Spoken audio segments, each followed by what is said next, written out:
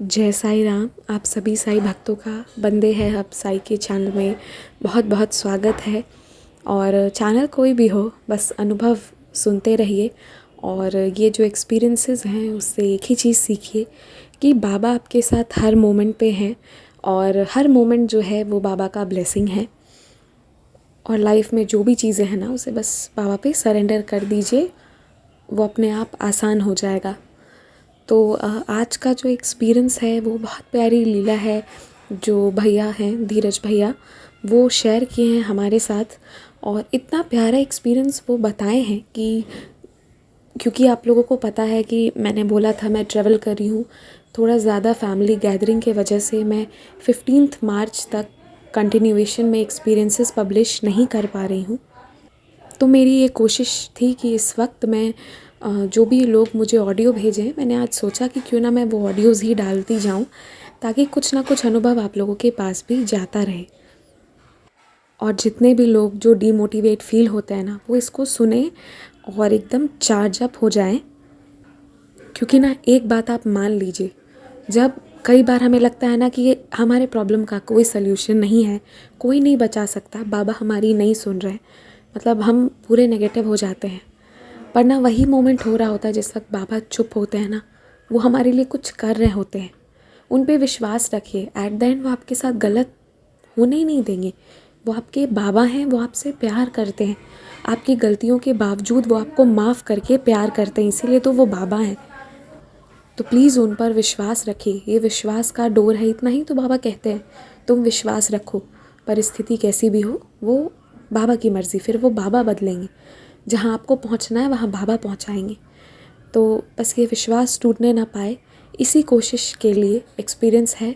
सुनिए और भैया की आवाज़ में है, प्लीज़ अपने वॉइस को फुल कर लीजिएगा, बहुत ध्यान से सुनिएगा। वॉइस थोड़ा लो हो सकता है जिसके लिए मैं एडवांस में ही माफ़ी मांगती हूँ, पर एक्सपीरियंस बहुत प्यारी है और मुझे ऐसा लगा कि उनकी आवाज़ में ही प्ले होना चाहिए। ओम साई राम सोए सिद्धि। जनवरी 6 जनवरी को मैं अपने परिवार के साथ शिरडी गया था। शिरडी जाने से पहले और शिरडी में जो बाबा के लीला का अनुभव हुआ उसे मैं शेयर करना चाहता हूँ। एक दिन मैं इससे पहले पोस्टिंग मेरी कटिहार थी और कटिहार में ओटीपाड़ा में साईं बाबा की छोटी सी मंदिर है। उसी मंदिर में हम लोग सभी बाबा की पूजा किया करते थे। तो मेरे मन में एक लालसा थी, कटिहार के ग्रुप जो है प्रत्येक साल शिरडी जाते हैं, 15-20 आदमी की टीम जाती थी। उसी में एक साईं डिवोटी है दीपक जी, उससे मैं बोल के रखा था कि जब भी शिरडी जाइएगा तो मुझे कॉल ज़रूर कीजिएगा, हम भी परिवार जाएंगे। इसी बीच क्या होती है कि मैं ऑफिस से आया और काफ़ी टायर्ड था तो मैं आने के बाद तुरंत जो है थका महसूस कर रहा था और फ्लाइट मोड करके मैं सो गया। फ्लाइट मोड जब किया जाता है, सब जानते हैं इस बात को कि किसी भी स्थिति में कॉल स्विच ऑफ ही बताएगा। और ये मेरा मन का भ्रम नहीं है, क्योंकि बाबा के नाम पे कभी भी झूठ या कभी भी कोई भी भक्त नहीं बोलेगा कि अपनी वाह भाई के लिए एक्सपीरियंस शेयर कभी नहीं करेगा। अचानक देखता हूँ कि कटिहार से फ़ोन आया दीपक जी का। उसमें उसने तुरंत बोला कि आप अपना आधार कार्ड भेजिए, परिवार का आधार कार्ड भेजिए, हम लोग टिकट बुक करा रहे हैं।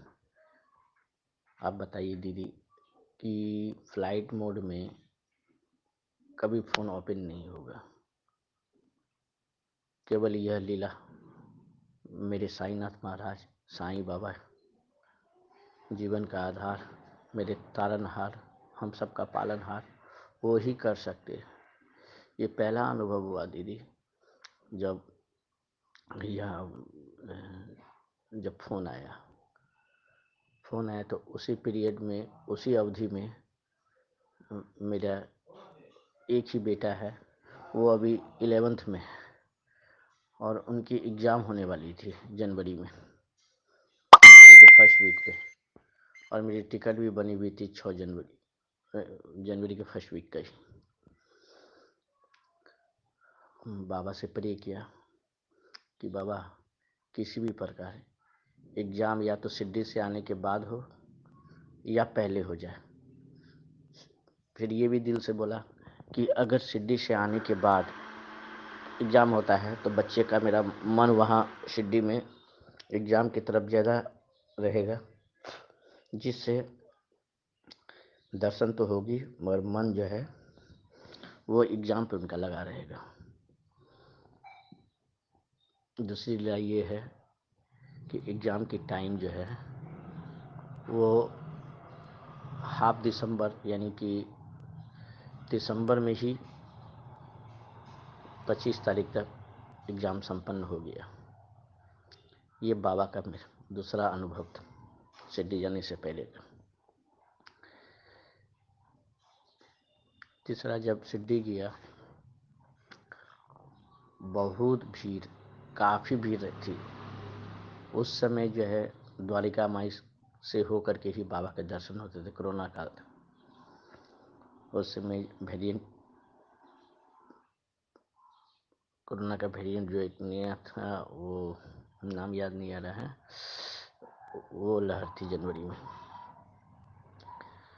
और जैसे ही सिड्डी पहुंचा तो इस बार ग्रुप जो कटिहार से जाती थी वो उन लोग एक होटल है, होटल बिजलई, उसी में ठहरते थे। तो मेरे लिए नया था। मैं जब भी गया हूँ तो द्वारिका माई से एकदम निकट के जो होटल्स हैं उसी पे ठहरता था। तो ग्रुप के साथ था, ग्रुप के साथ में उस होटल में ठहरा।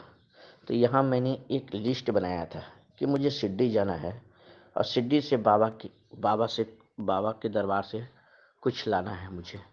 उसमें पहला प्रायोरिटी दिया गया था बाबा का मंगल स्नान जल। पहले भी मैं 5 बार सिड्डी जा चुका हूँ बाबा की कृपा से, बाबा के बुलावे से। तो उस समय काकर आरती होती थी और ये इन प्रकारें जो है मेरी पत्नी को जरूर मंगल स्नान का जल सवेरे काकर आरती के बाद मिल जाता था। हम लोग भी ग्रहण करते थे, वो भी लाती थी हाथ पे और तुरंत हम लोग उस पे ग्रहण करते थे। तो लिस्टिंग किया था कि इस बार जाऊंगा तो बाबा का मंगल स्नान जल लूँगा। और साईं बाबा की कृपा देखिए, जिस होटल पे मैं ठहरा हुआ था उस होटल के मालिक जो हैं उससे मैं बात किया कि बाबा, उससे बात किया कि अंकल मुझे जो है बाबा का मंगल स्नान जल चाहिए। उसने बोला अरे अरे अरे, ये तो मेरे दोस्त जो है उनके वहाँ से 60 साल से बाबा का गर्म और ठंडा पानी जाता है। ये सुन करके पूरे मन जो है रोमांच भर आया पर इस पे, क्योंकि बाबा कैसे सुनते हैं, बाबा अपने भक्तों की पुकार कैसे सुनते हैं। और वहाँ से जब मैं सवेरे गया उनके होटल में,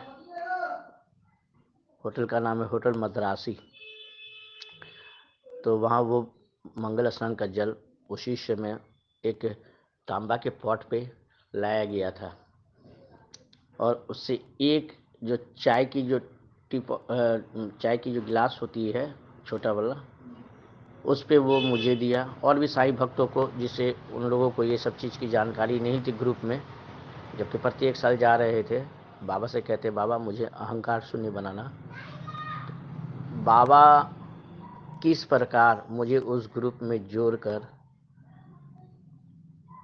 जिस चीज़ से साईं बाबा के बहुत से लीलाओं से, बहुत से कार्य से इन लोग अनभिज्ञ थे, उन लोगों की तरह तो मैं प्रत्येक साल नहीं जाता हूँ, जबकि बाबा से प्रे किया था कि मैं प्रत्येक वर्ष आऊँगा। किशनगंज में जब मेरी पोस्टिंग हुई अपने होम टाउन में, होम डिस्ट्रिक्ट में, उसके बाद मैं सिड्डी नहीं जा सका 2016 के बाद।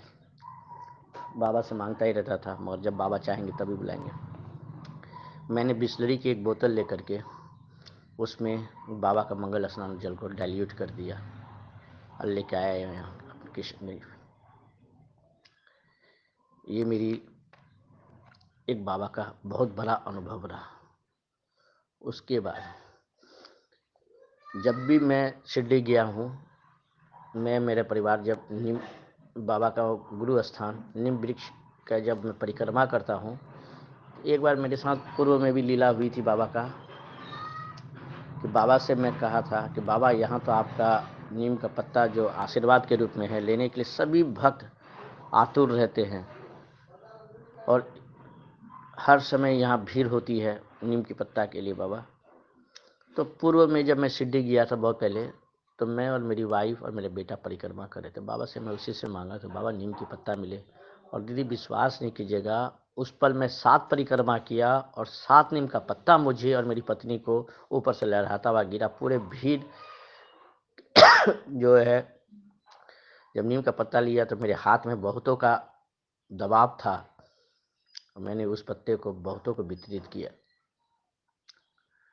तो बाबा से जब भी गया हूँ, जब भी शिरडी गया हूँ, बाबा का नीम का पत्ता मुझे जरूर मिला है।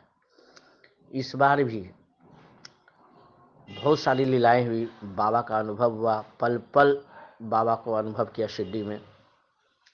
वहाँ जैसे ही गया, ऑफलाइन के लिए लाइन लगाना पड़ता था और भीड़ को देख के हतोत्साहित हो जाता था कि बाबा कैसे हो पाएगा। और हर बार विथिन 5 मिनट्स 7 मिनट्स के अंदर में कितनों भीड़ रहे, मैं काउंटर तक पहुंच ही जाता था। मेरा परिवार वहाँ से लेकर के तुरंत बाबा के दर्शन, बाबा के जब दर्शन करने के लिए गया और दर्शन करके जब निकला समाधि मंदिर के बाहर, जैसे ही गेट से निकला, वहाँ चबूतरा बनी हुई बाबा के मंदिर का, वहाँ बैठा हुआ था और प्रे कर रहा था कि बाबा इस बार तो खाली हाथ भेजोगी नहीं बाबा, नीम का पत्ता मिल जाए।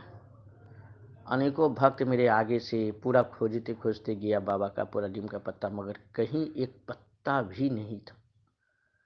अचानक मेरा बेटा जो है वो बोला कि पापा देखिए ना, वहाँ एक नीम का पत्ता है।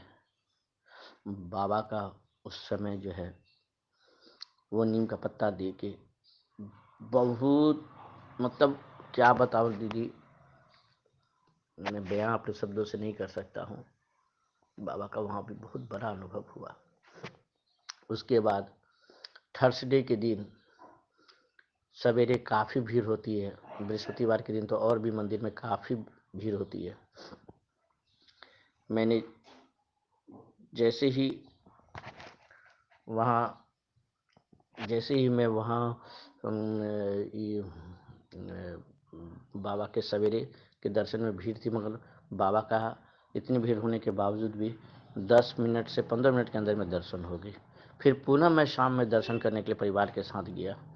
जैसे गया हूँ, पूरी मंदिर में लगता आगे कोई है ही नहीं। बाबा मेरे लिए रास्ता पूरा खाली कर दिए थे, जबकि बृहस्पतिवार का दिन था। अपार भीड़ सुबह से रात तक होती है।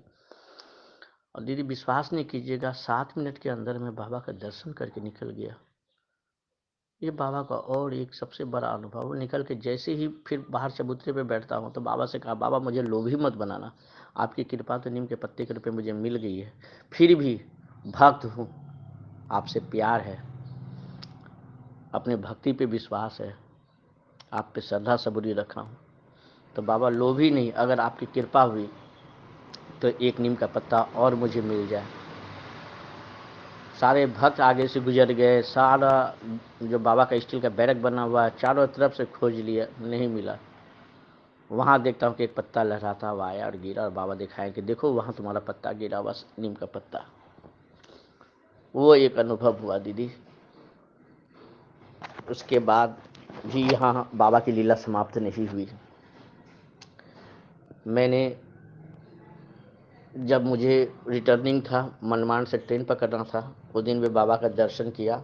और उसी से मैं उससे जिस दिन मैं निकल रहा था उससे 2 दिन पहले ही जो है लड्डू काउंटर, बाबा का लड्डू प्रसाद काउंटर चालू हुआ था द्वारिका माई के आगे में। जब मैं दर्शन करके आया तो काफ़ी 300 साढ़े 300 आदमियों की भीड़, भक्तों की भीड़।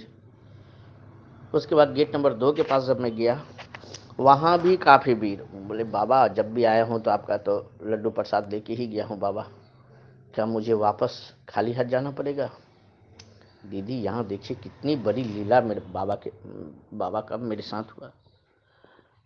एक सिक्योरिटी गार्ड जो दरवाजे पे खड़ा था लड्डू प्रसाद का 2 नंबर गेट के आगे में, वो मुझे और मेरी पत्नी को बुला के कहता है, परिवार को बुला के कहता है कि क्या चाहिए? हम लड्डू, बाबा का लड्डू प्रसाद चाहिए। और मैं देख रहा हूँ कि 350 आदमी की लंबी कतार लगी हुई है। आदमी क्या अनुभव करेगा उस समय? दीदी मुझे बोलता जाओ वो काउंटर, एकदम सटी हुई काउंटर थी, वहाँ खाली है, वहाँ लड्डू प्रसाद तुमको मिल जाएगा। अब बताइए दीदी, जब ये खाली काउंटर है और बगल के काउंटर में इतनी अपार भीड़ है, तो खाली काउंटर में मुझे क्यों भेजा गया? मैं जैसे गया खाली वाले काउंटर में एक भक्त नहीं था, जबकि वो काउंटर लड्डू प्रसाद के लिए खुला ही नहीं था। अगर वहाँ खुली भी होती तो सारा भक्त वहाँ भी लाइन लगाता। परंतु मैं वहाँ गया जैसे ही, तो काउंटर में बोला क्या चाहिए? मेरे बाबा का 4 पैकेट है, मुझे बाबा का प्रसाद चाहिए, लड्डू प्रसाद चाहिए। और उसे 4 पैकेट मुझे तुरंत दिया। दीदी कितनी बड़ी लीला हुई। उसके बाद भी बाबा का यहाँ लीला समाप्त नहीं हुआ। जब ट्रेन से रिटर्निंग हो रहा था बाबा के दर्शन करने के पश्चात, तो अचानक कंपार्टमेंट का पूरा लाइट बंद करके, हम लोग सारे ग्रुप सोए हुए थे, सारा कंपार्टमेंट ही बंद था लाइट ऑफ करके, तो मैं पॉकेट में अपना मोबाइल लेकर के मिडिल बर्थ में था, और अचानक देखता हूँ कि मेरे पॉकेट पे मोबाइल नहीं है। पहला शंका है कि मोबाइल तो मेरी चोरी नहीं हो गई, या कोई निकाल तो नहीं, या क्योंकि रात के समय में जो है मोबाइल जो है कोई, मतलब किसी किसी स्टेशन में बहुत सारे आदमी जो है बिना टिकट के, चोरी के भावना से या कुछ के भावना से वो प्रवेश करते हैं, सामान, बैग या किसी प्रकार का ये चोरी होती है। तो मन में शंका है, मगर बाबा को बस उसी लेटे हुए अवस्था में इन्हें बाबा को प्रे किया कि बाबा देखो, पहला प्रश्न कि मेरी मोबाइल मिल जाए, दूसरा प्रश्न मेरा मोबाइल चुरा, मतलब क्रैक नहीं करे, अगर कहीं गिरी हुई हो तो। दीदी आप विश्वास नहीं कीजिएगा, जैसे मैंने मोबाइल को, जैसे लाइट ऑन किया, देखता हूँ कि मिडिल बर्थ से मेरी मोबाइल एकदम सरफेस पे, मतलब ट्रेन के बोगी के सरफेस पे गिरी हुई है, और दुनिया की कोई शक्ति नहीं है जो मेरी मोबाइल को हॉरिजेंटल हॉरिजेंटल में खड़ा ऐसे मिलेगा।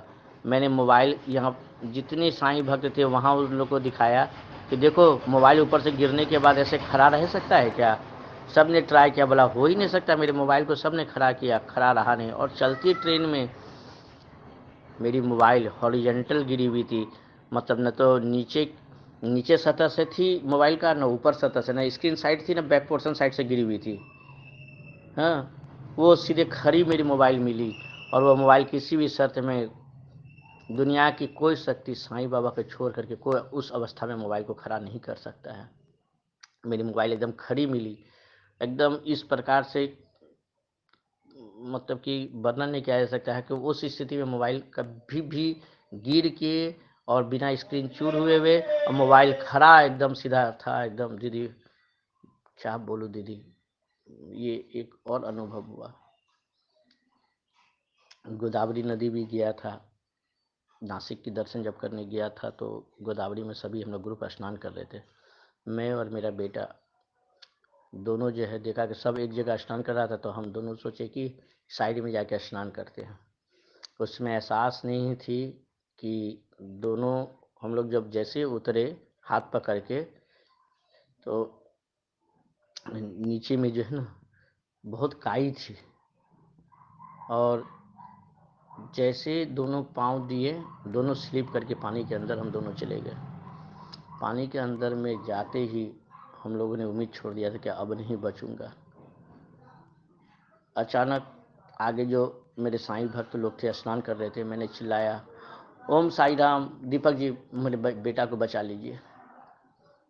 उसने किसी प्रकार हाथ पकड़ के निकाला, एक जीवन दान मिला हम दोनों को, मेरे बेटे को। मैं उम्मीद खो चुका था, वो स्लिप कर गया था, काई थी काफ़ी, और बाबा ने जीवन दान दिया, साईं बाबा ने। कैसे मैं भूल सकता, बाबा को हर पल अनुभव करता हूँ। बहुत सारी विश मेरी आज 18 साल हो गया, बाबा पूरा नहीं किए। बहुत वाइटल रिश्ते ने हर्ष में छल किया मेरे साथ।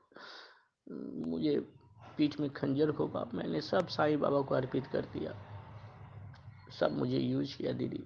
फिर भी बाबा से बोला कि आज 18 साल में सारे रिश्ते नाते ने मुझे छोड़ दिया है, मगर फिर दिल में इसी बात की कि बाबा आप तो साथ हो, मेरा कर्म मेरे साथ, उसका कर्म उसके साथ।